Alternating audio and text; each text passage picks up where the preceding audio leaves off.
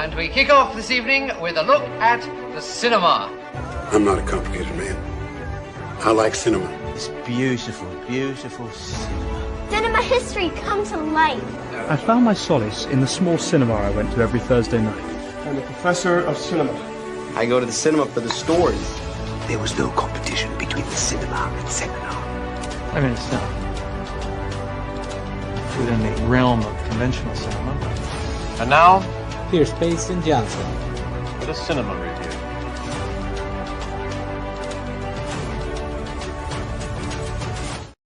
It is Monday, June 15th, 2026, and thank you for joining me for another episode of Cinemaster's Reviews. Starting a little earlier today, just had some things going on, so just wanted to start the stream a little earlier so I could give my full thoughts on both movies.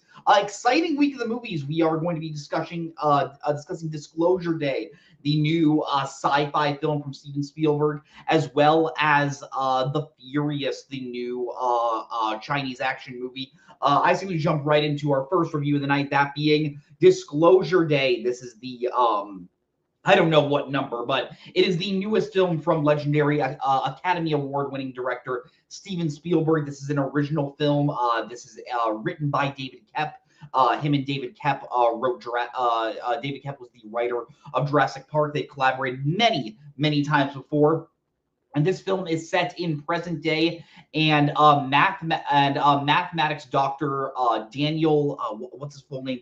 Daniel Kellner, played by Josh O'Connor, has stumbled upon secrets that aliens do in fact exist in our world. This is not a spoiler. We learned very, very early on that aliens do exist in the world of this film, and he steals the secrets from his company of Wardex, led by Noah Scanlon, played by Colin Firth. So he is on the chase from these shady government officials to try and find a way to officially reveal the secrets that this company has been keeping about aliens for decades, as we learn.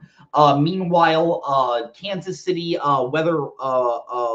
Kansas City meteorologist and weather lady Margaret Fairchild, played by Emily Blunt, is starting to have weird alien alien contacts where she'll just at points just completely become another person, and she'll start speaking in different languages in alien voices. When she speaks in alien voices, Daniel is the only one that can translate this. So one of the old former heads of Wardex, Hugo Wakefield, played by Coleman Domingo, deduces that Daniel and Margaret are destined to meet up with each other, and they will be the ones that will be able to deliver the news to the world that aliens do in fact exist.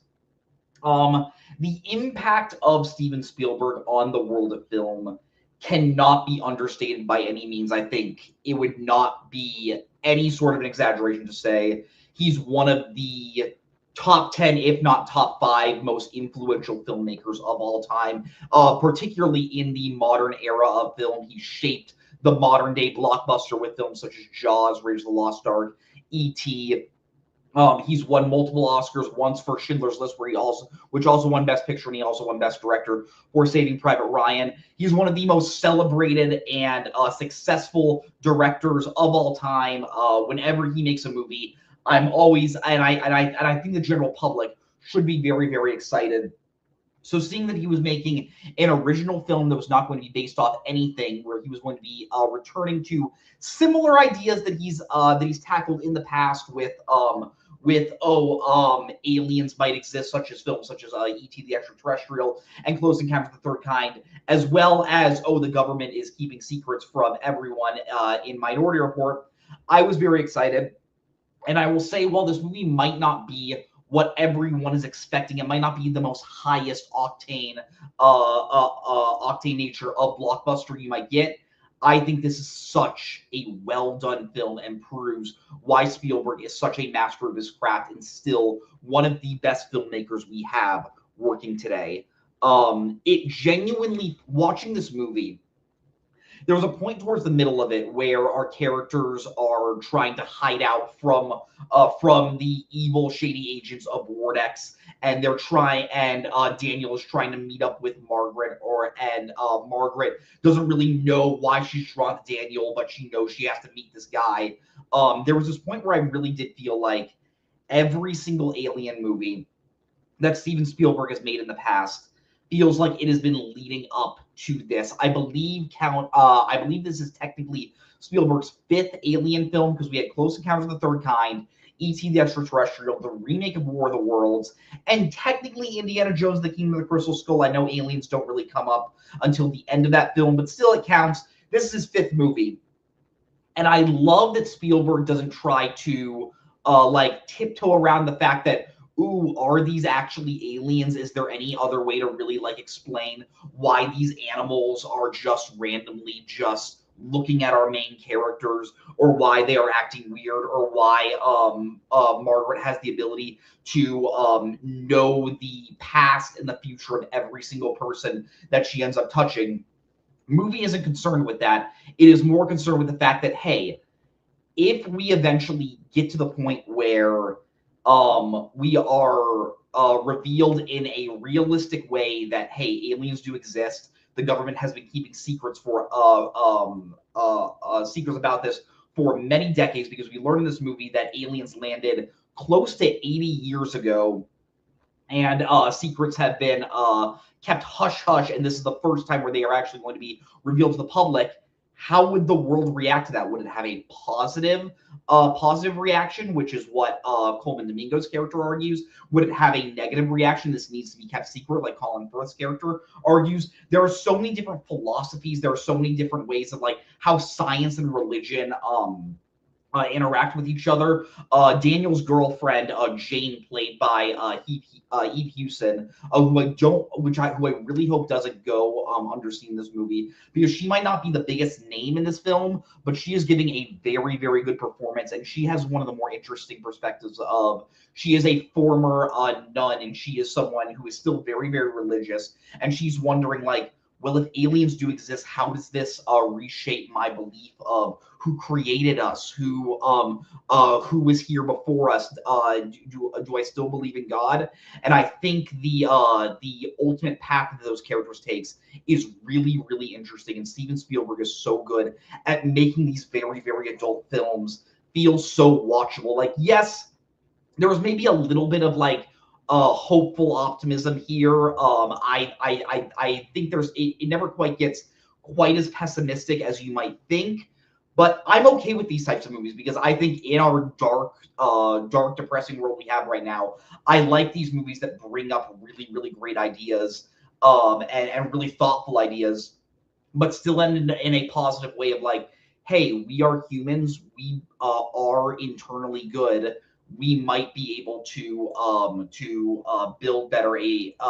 build forward a better future for us if we do have the power of knowledge on our side, which I think is a very, very powerful message.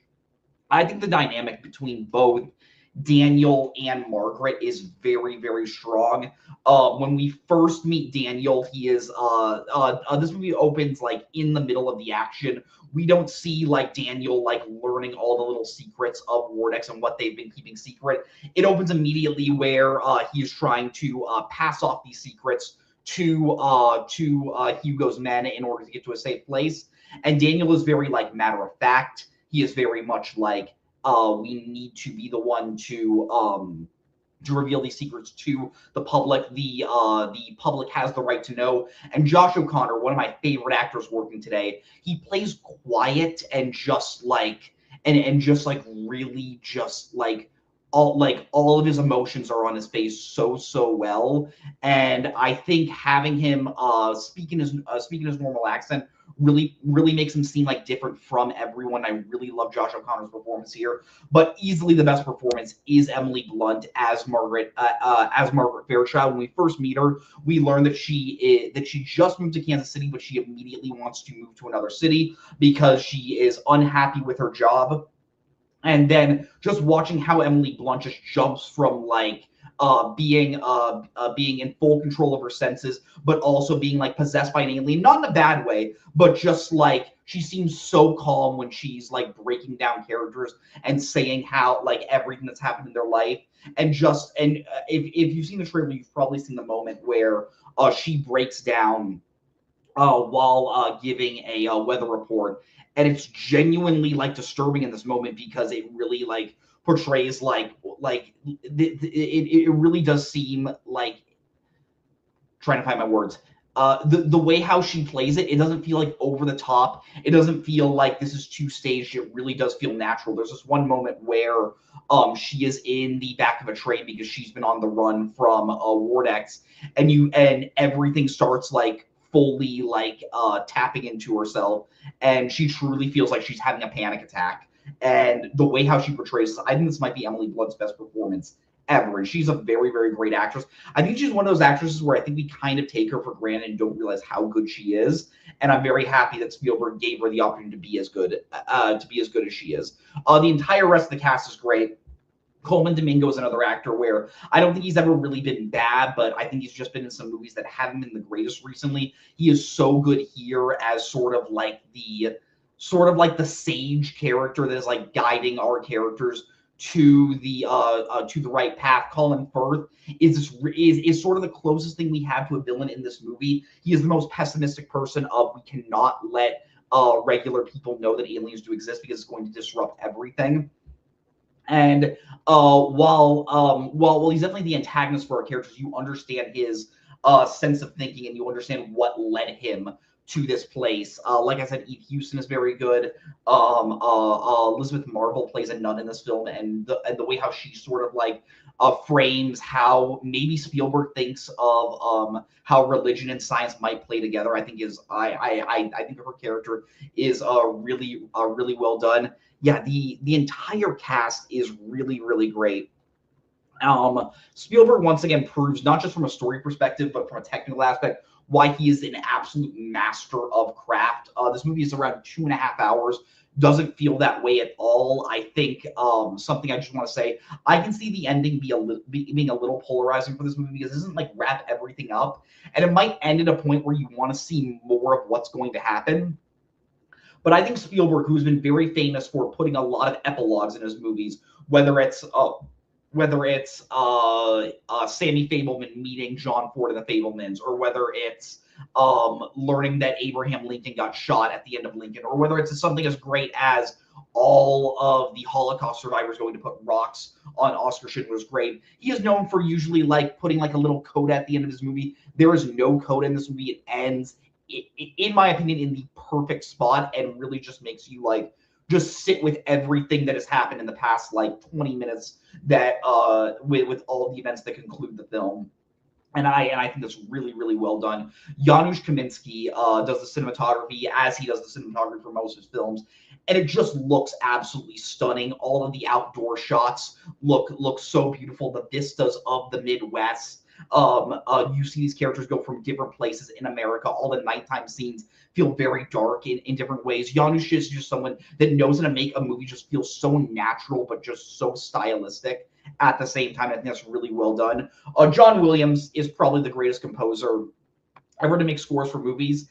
And I want to give him credit because the first act of this movie, there really isn't that much music. I think John Williams was really trying to understate the score. So that way, by the end, when everything is starting to happen, when all this information is starting to get out, he is able to bring that really booming score that we know from John Williams. And by the end, when we do finally hit Disclosure Day, and you're seeing everyone react to seeing these aliens, it is really, really powerful, and the score really sells that.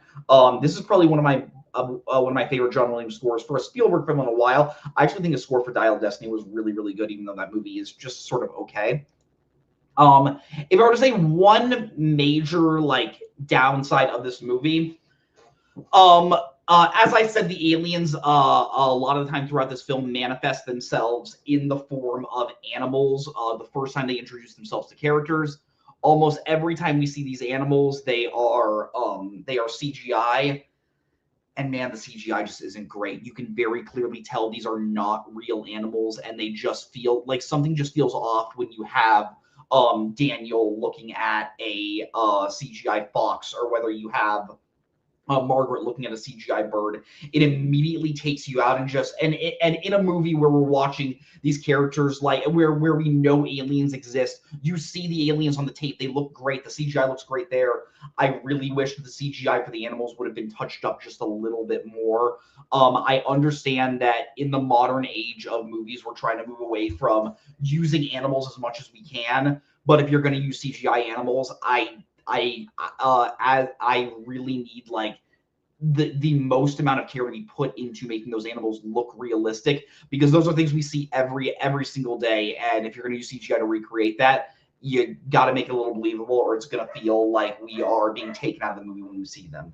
That's really my only major complaint about Disclosure Day. Like I said, it's wonderfully paced. There are some incredible action scenes in this movie, mainly in the form of chase scenes, because Daniel and Jane are always on the run from Colin Firth's men, and they're always trying to hide. There's this really great scene where Daniel and Jane get to a motel, and because Colin Firth has the ability to like access the body of Jane and like use her eyes to see everything, they go to this motel, and Daniel immediately just takes everything from the motel that has the motel's name on it and just throw it away, so that way if Colin Firth tries to like jump into Jane's body, he can't find any way to see. There are just those little small things that I think really make this movie just such a thrilling movie, and also a very emotional and thoughtful film. If I were to rate this movie on a scale of 0 to 10 videotapes, I'm going to be giving it 0 being awful, 10 being incredible. I'm going to be giving it a very high 9.5 out of 10 videotapes. I might not like this quite as much as some other recent Spielberg films, such as The Fabelmans and his remake of West Side Story. But man, when you have a cast this great, and when you have a budget to tell a grand story like this from a master filmmaker like Spielberg, these are the types of movies I really wish we get more of. Just big original, like not necessarily mid-budget, because this movie this is a pretty expensive movie, but just non-IP like thrilling dramas. I would highly recommend you go see this in the theater. I will always recommend you go support original IPs, original films like this, especially when they are this great. But I just need to jump right into our second review of the night, that being The Furious. This is the new action film directed by Kenji Tanigaki. This movie is set in Southeast Asia. I wish I could get more specific, but that is literally what the description for the film, description for the setting is. It follows a father who does not have the ability to speak, and he is training his daughter in kung fu and other martial arts. It is just him and his daughter. The mother passed away many years ago. But I just want to make sure I correct a mistake. I said this was a Chinese film. I believe this Kenji Tanigaki is actually Japanese, so I want to make sure I know where in the world this movie did originate from. Okay. Oh, this is a Hong Kong action film. So I was right originally. But yeah, one day after this man, we don't really learn his name until much later in the film. One day after him and his daughter Rainey got into a fight after Rainey was getting a haircut, she ends up getting kidnapped by these child traffickers, and now the man is going to go on any path necessary in order to rescue his daughter from these guys that ended up kidnapping her from the street. This probably sounds like a concept that you've probably heard many times before, mainly in any real like kidnapping film. It's kind of the plot to Taken, even though in Taken, the person getting kidnapped is obviously much older than the little girl in this movie. I'd say she's probably like 12 at the most.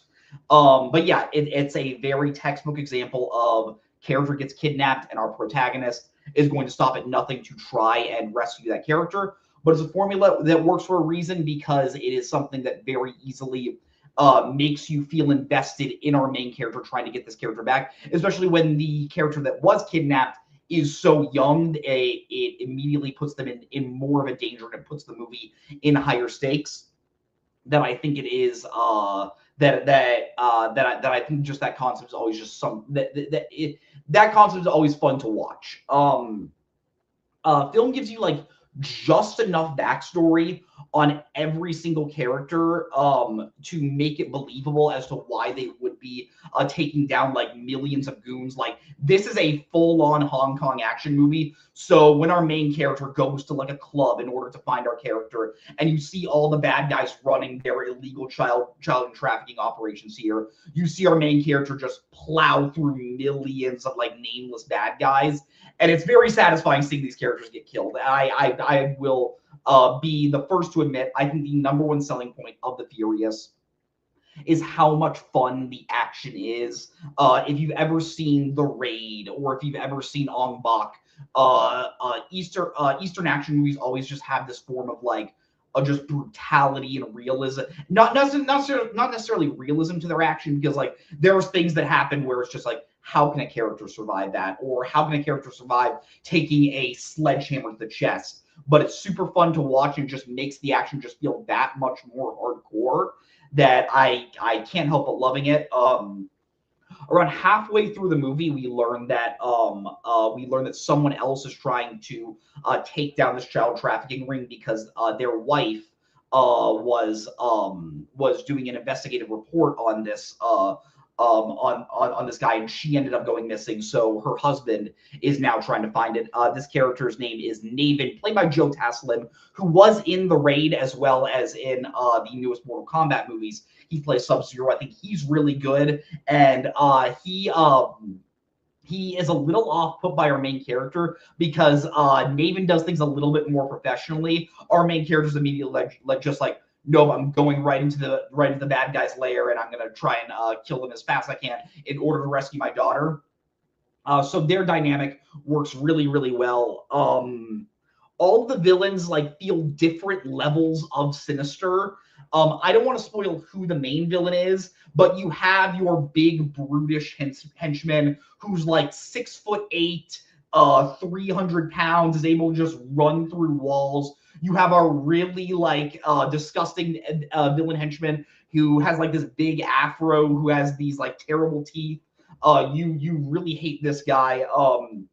You have another cast member from The Raid, Yayan Ruhian, plays a character named Tak, who's maybe like the most like brutal killer that the bad guys have, because he just like takes down people with his bow and arrow. And just all the different villains. It kind of feels like you're watching like a big action, like cartoonish action movie. That's kind of why I love Hong Kong action movies, because they just feel like you're watching characters in another heightened version of reality, trying to take down the bad guys. Movie. If I were to say the movie has some faults, I think there is a point towards the end of this movie where it feels like it doesn't quite know how to end. I'd say the main conflict of the film probably ends like 30 minutes before the movie ends, and you're just sort of like, how are we gonna, how much more movie do we really have? And the movie kind of has a fourth act, which is usually something that really makes me disappointed, where when a movie that has been following a 3-act structure needlessly tacks on a fourth act just to get like one more action scene.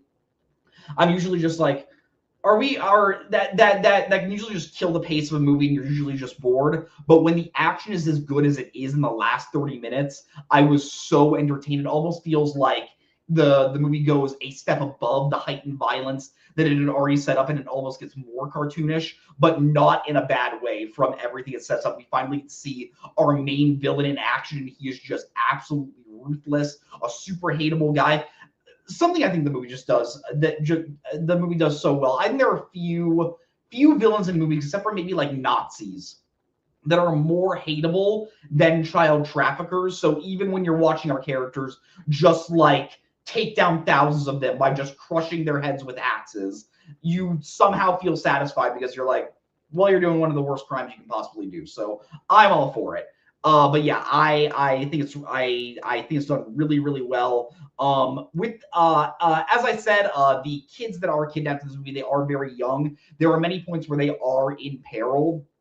I think it adds just enough brevity to the situation where I think you kind of know that these kids are not going to like get brutally murdered. At the same time, there are many points where they do get hurt and you do feel like, oh wow, things are really starting to get real. And it does add that like another layer of dread and another layer of stakes for our characters to take down these villains. I will say the girl that plays our main character's daughter, Yang Enyu, really, really great. I think something that's so fun about the character is when she is kidnapped, when she's talking with all the other characters that have been kidnapped. You immediately see why everyone is sort of drawn to her, because she just has like this like level of confidence that not many other kid actors have. And I really just wanted to pay my respect to her. Yang Enyu is her name one more time. Like I said, it uses the trope of the protagonist not being able to speak very, very well. I think this was a really, really fun action movie. I think throughout the movie, throughout the majority of the film, I was like, okay, this is pretty good, but nothing like amazing. And by the end of the final battle, I was like, no, this is a really, really satisfying action movie. If I were to rate this movie on a scale of 0 to 10 videotapes, I would give it an 8 out of 10. I think this is one of the most hard-hitting and just brutal action films I've seen in a while. If you can see it, I would recommend seeing it in the like biggest theater you can with the biggest audience, because I saw this with a pretty big audience and they were very into it. Got a lot of reactions from everyone and just a lot of fun to watch this guy just take these two guys take down all these child traffickers. That is a satisfying movie right there. But I think that just about brings us to the end of our show. Thank you all for watching. Remember to like this video and subscribe to the video store. It helps grow our channel a lot. Next week, we are going to be reviewing Toy Story 5 as well as The Death of Robin Hood. Excited to talk about those movies with you all. Remember, like I said, thank you all for watching. And as always, watch more movies. And the award for most vapid film review of the century goes to... Okay, movie review. Okay, I thought it was beauty. And he's now in cinema hell, where one day we'll all be reunited. This is me at the Regal Cinema crying as I did through much of the film.